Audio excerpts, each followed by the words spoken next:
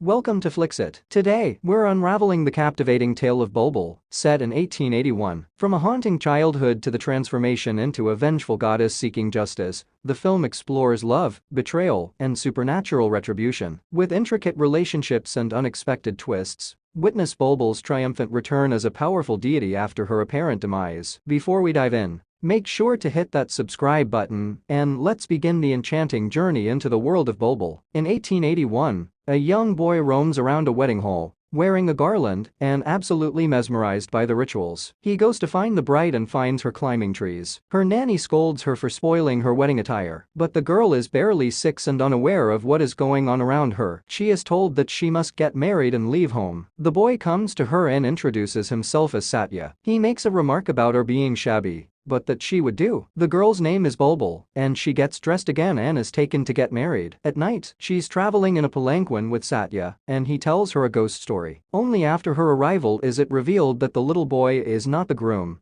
Her husband is Rahul Bose, a grown man of at least 30, while she is perhaps 5 or 6 years old.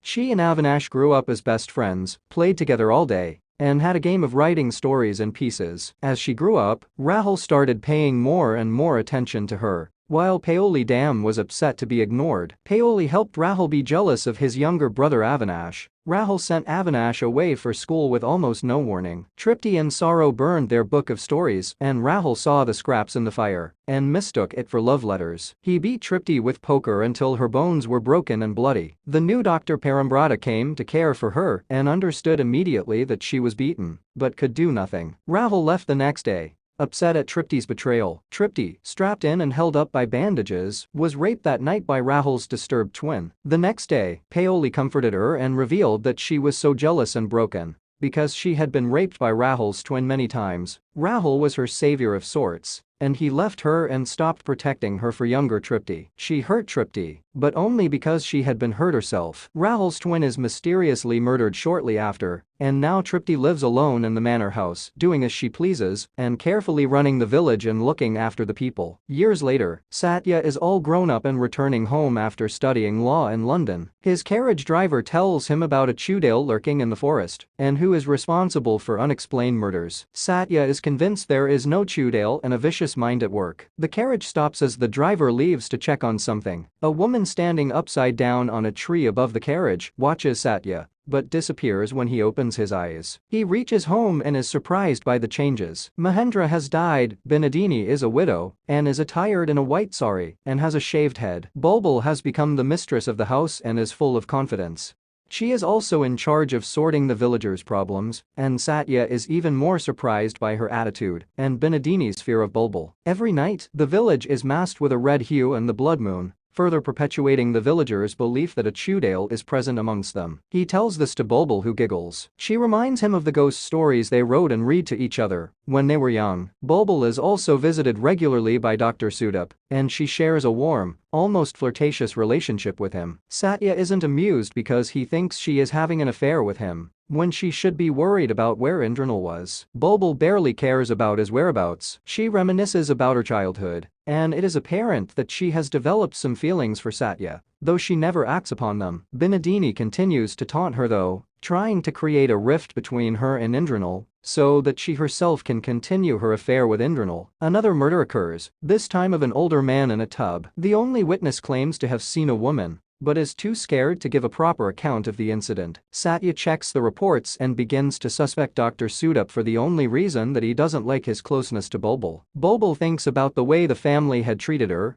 Binodini's taunts, and the way she convinced Indranil that Bulbul was having an affair with Satya. Indranil decides to send Satya away for further studies to London in 3 months. Bulbul, timid as she used to be, is heartbroken because Satya was her only friend and the one who would talk to her. She is also uncomfortable with the way Mahendra keeps trying to touch her. Indranil decides to take Satya to Calcutta to get the travel papers done. And when he returns, Bulbul runs to him and asks for Satya. He informs her that Satya has already left for London. Bulbul cries her heart out and burns the book in which Satya and she used to write horror stories. She realizes her mistake and tries to save a few papers, then lets them burn as if accepting her fate as Indranil's wife. She knows she cannot be with Satya as Binodini is already looking for a girl for him. Indranil is miffed that his wife has feelings for his younger brother, but it doesn't stop him from sinking wine in Binadini's bed. He goes back to his room to find the remnants of the book in the fireplace and sees the name Bulbul and Satya. Convinced that his wife was shamelessly carrying an affair with his brother, he goes into the bathroom where Bulbul is relaxing in the tub, pulls her out by her hair, and throws her to the ground. He uses a fire poker to strike her legs. The old saying of breaking legs if you do something against someone's wishes probably takes birth from this scene. Indranil strikes Bulbul repeatedly and her screaming as blood drips from the fire poker. Later she's being tended by Dr. Sudip,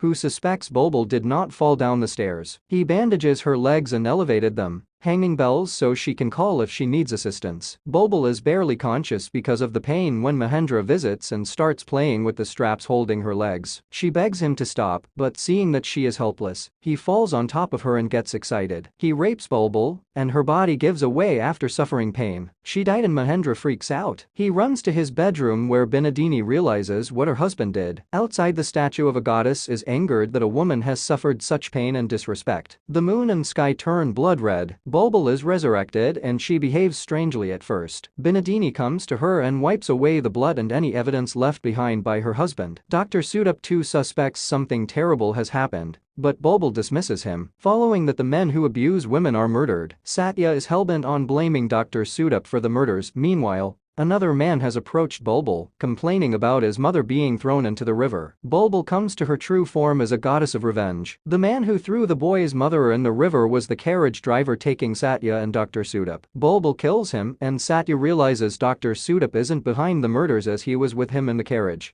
Dr. Sudip finds Bulbul on the tree and is upset to find that her legs had never fully healed after she was abused by her husband. Her legs healed backwards, which is why everyone thought she was a Chudale. Before he can say anything, Satya shoots Bulbul without properly seeing her. Bulbul thinks about her childhood as the forest burns around her. Dr. Sudip tells Satya he shouldn't have done what he did. Satya is curious why he's trying to defend the Chudale, then understands why when he sees Bulbul up a tree. The forest burns down. Sometime later, Satya has sent a letter to Indranil telling him he hopes he never turns into his brother and that he's going on his own way. Indranil is depressed. Later at night, he awakens to find burning embers. It's Bulbul, back again with a smile. Bulbul, she only dies once. After the beating, during the rape, she is suffocated. This marks her only death. She doesn't burn to death in the forest when Satya and Dr. Sudip start an inadvertent forest fire. The haunting mysteries of Bulbul send shivers down your spine. Summon the like button to join the dark side. Share the chills, subscribe for more horror tales, and let the shadows echo with your thoughts in the comments. Which sinister movie shall we unveil next? Unleash your suggestions as we embark on this spine-tingling journey. Now, brace yourself, the eerie odyssey into Bulbul awaits.